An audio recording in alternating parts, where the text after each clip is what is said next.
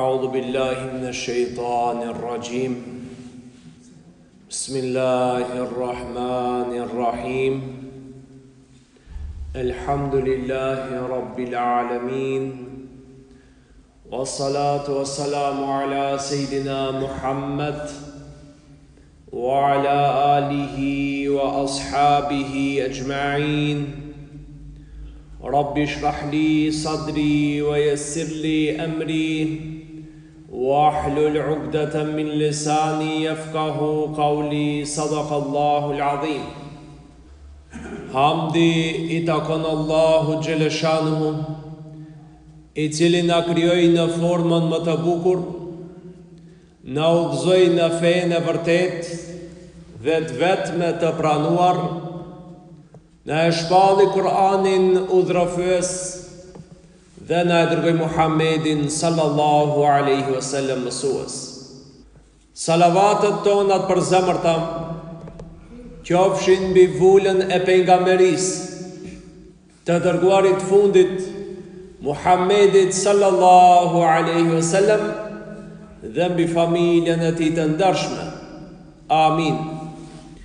Xhamati nderuar, besimtari musliman I cili e praktikon fen dhe mundohet të jetë në përputhje me ligjet e Zotit, me mësimet e Kuranit dhe mundohet të jetoj ashtu siç e lyp Allahu Gjeleshanuhu që muslimanit jetoje, ky musliman bëhet një pasqyrë e Islamit për të tjerët. Njerëzit tjerë kur ta shohën këtë person, reflekton Islamin dhe njerëzit ta duan Islamin kur ta shohën këtë njeri. Si tha pejgamberi alayhis salam, për disa njerëz të cilët kur I shikon në fytyrë ta përkujtojnë Allahun. Pra kjo është ai besimtari shembullor. Kjo është ai besimtari I mirë. Kjo është një shembull praktik I Islamit, që nëse dikush e sheh, në moment I kujtohet Allahu Gjeleshanu. Nëse don ta bëje një gjuna, nëse don ta bëje një të keqe, në moment kur e sheh këtë besimtar, ai thot ka Allah dhe largohet prej këtij mëkati. Pra sebeb bëhet vetëm shikimi në njeriu e devotshëm. Vetëm ta shohet të devotshëm, ki imteket feja dhe Allahu Gjeleshanu. Prandaj ne si besimtar, në këtë mënyrë duhet të bëhemi shembulltyr, që të gjithë të mundohemi të praktikojmë Islamin dhe të jemi një Kur'an I gjallë, përmes të cilit njerëzit dhe kuptojnë fenë, se jo të gjithë e lexojnë Kur'anin, jo të gjithë jo muslimanët lexojnë Kur'an dhe e dinë se çka thot Kur'ani, ama shumica e pabesimtarve e shohën Islamin në përmes mu edhe ty. A I na shen neve muslimanve. Sa jemi në muslimant me Kur'anin, sa jemi në muslimant me sunetin, dhe ne ja bëjmë pasqyrën për Islamin. Po nëse ne nuk jemi të përkushtuar në dinin e Zotit, nuk jetojmë sipas mësimeve të Allahut, atëherë si mundet ne ta përfaqësojmë Islamin? Si do ta kuptojnë njerëzit tjerë Islamin duke na shikuar neve? Ata do ta kuptojnë gabimisht.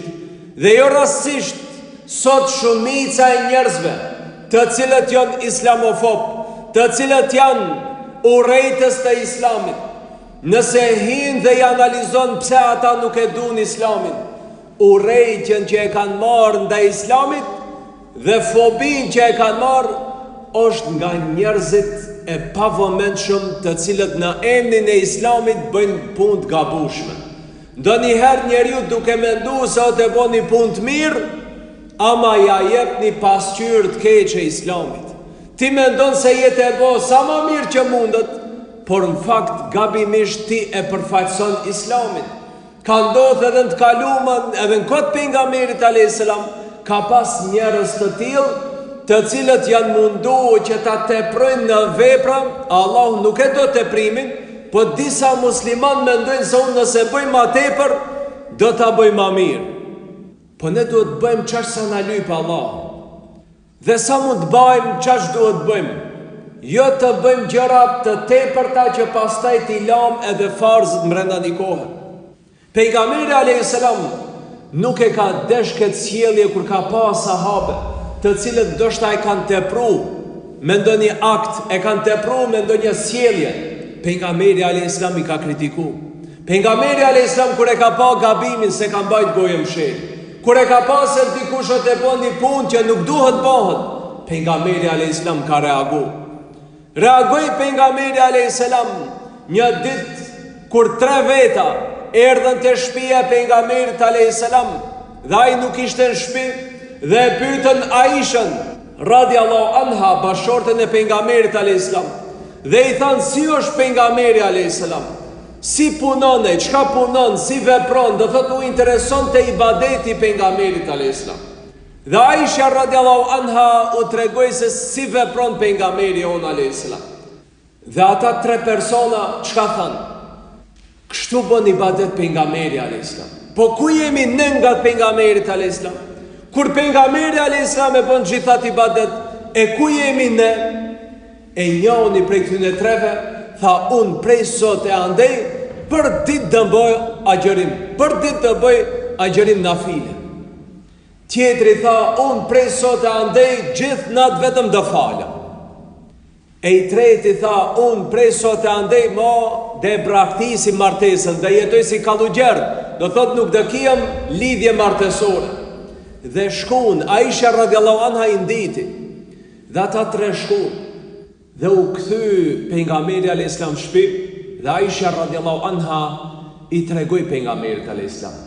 Tha ja Rasulullah, ishin 3 persona dhe ata më pyetën për ibadetin tënd dhe unë ju tregova, dhe njëri prej atyre në ndalje tha unë tha prej sot e andej tha mo vetëm të falem, ai tjetri tha unë tha vetëm të agjëroj gjithë ditë, ai tjetri tha unë mos martohem.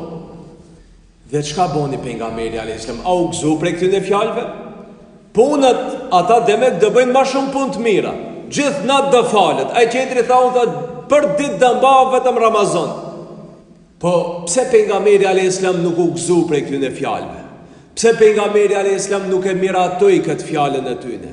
Po përkundrazi, pejgamberi alayhis salam u nervozu dhe dol në hutbe dhe i thiri njerëzit dhe tha çka është puna e disa njerëzive? Thonë kështu e kështu e kështu. Nëse është thot për devotshmëri, unë tha që njeri më i devotshëm. Pra nuk mund bëhesh më i devotshëm, më musliman se pejgamberi alayhis salam. Pejgamberi alayhis salam na e ka mësuar dinin. E tash ne a dojmë ta kalojmë pejgamberin alayhis salam? Ne të bëfmi demek më devotshëm se ai? Pejgamberi alayhis salam e kundërshtoi këtë veprim. Pse? Tha, disa njerëz i kanë thonë kështu e kështu. Njëri prej tyre ka thonë, unë nuk flej mo për vetëm të falem. Ai tjetri ka thonë, unë mo nuk ha ditën për vetëm të mbaj agjërim. Ai treti ka thonë, unë nuk martohem. Unë tha nuk e pranoj këtë fjalë. Sepse unë jam pejgamber dhe jam më i devotshëm i krejt juve. Po tha, unë tha, edhe falem natën, po edhe flej. Do thot një pjesë të natës flej, një pjesë qohëm dhe fali namaz natë. Pra, edhe pejgamberi alayhis salam nuk u ka falë gjithë natë, po ka falë një pjesë të natës, e pastaj ka flejt, u ka qu, ka falë, ka flejt, pra nuk e ka pas këtë rutinën e gjithë ditë ibadet. I dyti, çka tha? Unë tha mo për ditë da agjëroj. Edhe këtë pejgamberi alayhis salam se miratoi. Tha, unë tha jo më i devotshëm juj, po tha ndonjë ditë tha ha, ndonjë ditë agjëroj. Pra bëhet fjalë për agjërim nafile, nuk folim për Ramazan. Ramazani dihet, si të vijen 29-30 ditë komplet duhet mbahet. Po folim për agjërim nafile. Pejgamberi alayhis salam ndonjëherë ka agjëruar të hanë tente. Ndonjëherë ka agjëruar 3 ditët e bardha, dita e 13, e 14 dhe e 15 e çdo muajt. Pra muajt hijri. Dhe e ka përzi, pra ndonjëherë ka agjëruar, ndonjëherë nuk ka agjëruar. Dhe thot, ai që ka thonë se unë nuk martohem, thot e kundërshton sunetin tëm, se unë thot jam pejgamber, ama thot jam i martuar. Pra, kush largohet thot prej sunetit tëm, ai nuk është aty imi. Men ragiba an sunnati faleysa minni. Ai që largohet prej sunetit tim, nuk është në radhët e mia. Nuk është njeri jem. Pse? Se ti e të bo veprime që nuk janë përputhje me veprimin e pejgamberit alayhis salam. Ti e të bo punë që nuk është i pëlqy pejgamberi alayhis salam. Ne nuk mund bëf mi më të mirë se pejgamberi alayhis salam. Ne duhet bëjmë çfarë sa mundemi me bë prej suneteve dhe nafileve. Farzët normal duhet t'i bëjmë krejt ato që na urdhënohen. Po kur jemi te nafilet, te veprat vullnetare që i kemi prej dëshirës tonë, duhet bëjmë sa kemi mundësi. Se shohim pejgamberi alayhis salam nuk ka qenë i kënaqur që njeriu ta teproje dhe ta mundoje vetin. Ta mundojsh vetin nuk është ibadet. Ta lodhish vetin nuk është ibadet. Unë ta e bëjnë sa ma zamet, qash ma mirë. Jo xhamat, nuk është rregull. Dimni da marru në abdes me ujtë ftohet ma se vabë. Pse ma se vabë? A ki ujtë ngroft? Po, merë me të ngroft, pse e lodh vetin kote kote?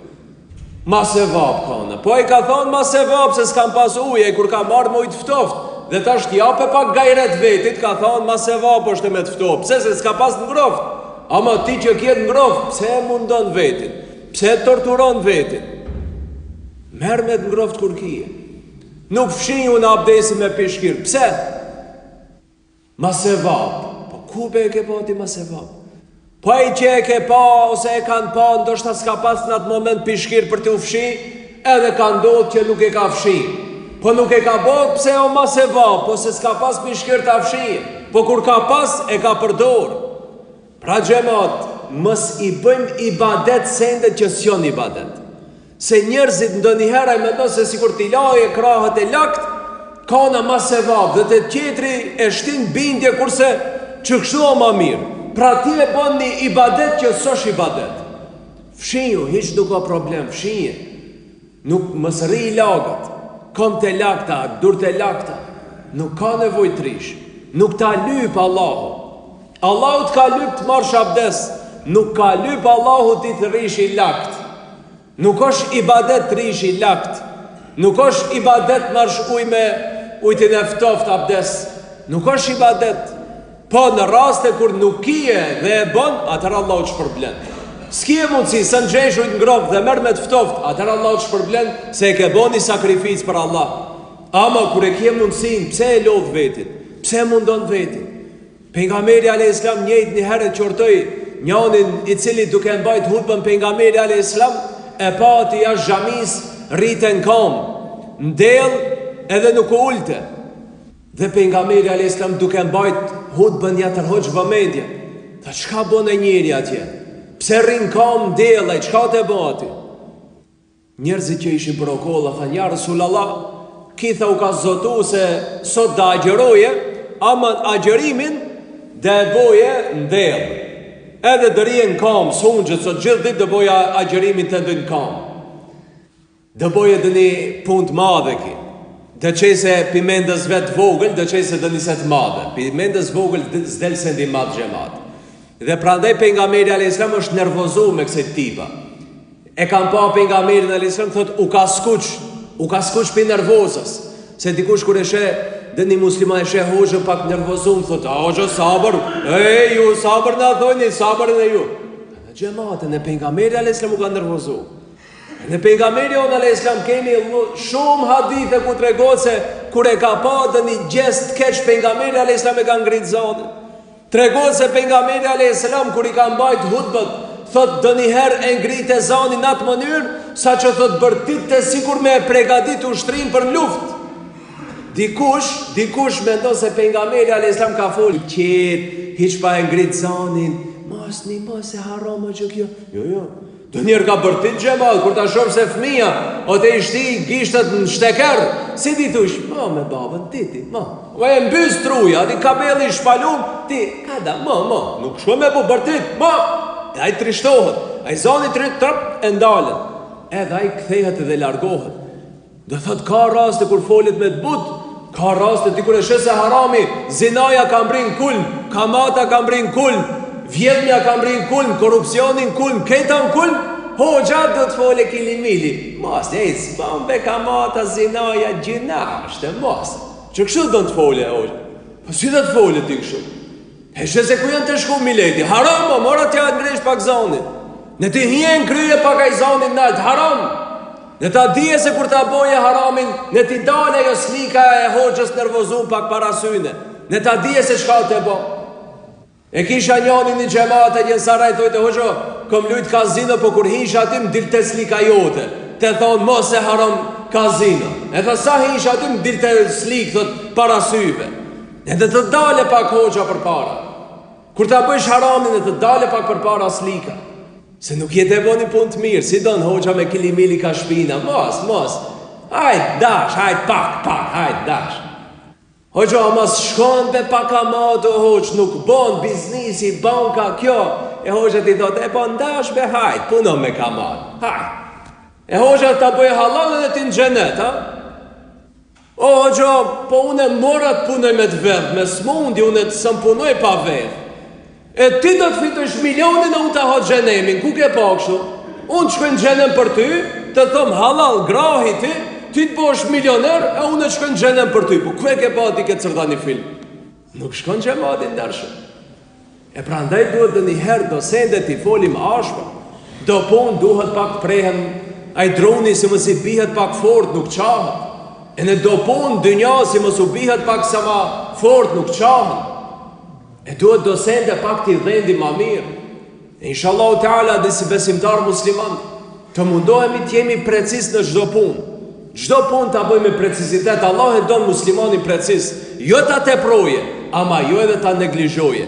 Jo t'a lane në akson, ama jo edhe bohët i te prun. Një mesatare, Allah e donë mesatarën. Allah në ka thonë kuran se i një umet mesatar, që e mban balansin në mes të mirës dhe të keqës. As nuk e tepron në një anë, as nuk e tepron ka ana tjetër. Mundohet t'jese precis. Allah në kuran Davudit a.s. qka i tha? Boni thët pregaditja të mburojet me precizitet. Allah i thët Davudit a.s. kur t'i bëjsh ato mburojet e luftës, ka kon pengamera ma ka punu, edhe mbret ka kon Davudi a.s. po me dur të veta ka punu. Shive qfar mbreti i drejt, nuk ka ndojt kokë shpine. Sot t'jeshe 25 vjeqarin, 26 vjeqarin, 20 vjeqarin, kokë shpine nuk punon pun. Allah i dëmruj dhe t'ja qojnë ati me laqet të shpijat e dera dhe t'ja lanë paketet me ndima, parët të dera. Jo gjemat, a i pengamer Davudi a.s. mbret ka kon, ama ka punu, i ka pregadit ato mburojet e luftës. Ka punu. Po Allah i shka i thot, pregadit i thot boni precis. Shife, dë punësh, ama jo ta bësh punën salamadi. Bone me precizitet. Dhe këtë e donë Allahu prej muslimanit, që t'jese musliman precis, si cilin ibadet t'a boje me mas, t'a boje mirë, qofta jo edhe pak, po në t'a boje vazhdushëm. Jo t'a boje shumë për njëherë, një ditë e në më të nesërmit se shenë gjami. Marim hofë në Ramazan, teravija sen, vind bajrami ilam ketë. Jo kështu musliman, po letjese pak, ama letjese vazhdimisht. Dhe kështu Allahu Gjeleshanuhu i donë muslimanët të cilët janë precis, dhe muslimanët të cilët e bëjnë punën e pastër. Inshallah ta'ala Allahut na boje prej tyne. Subhanakallahumma bihamdik, ashhadu la ilaha illa ant, astaghfiruka wa atubu ilaik.